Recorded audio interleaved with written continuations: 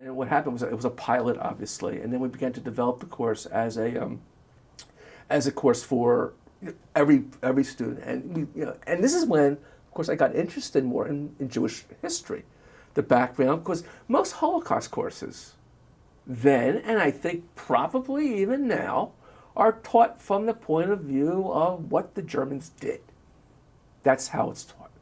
And I think, of course, there's a lot of validity to that, obviously, but very little often is taught about, like, who were the people, who were the victims, what was lost, okay, how did they respond even, how did their lives in Europe shape their response even to the Holocaust. I think it was very, very important.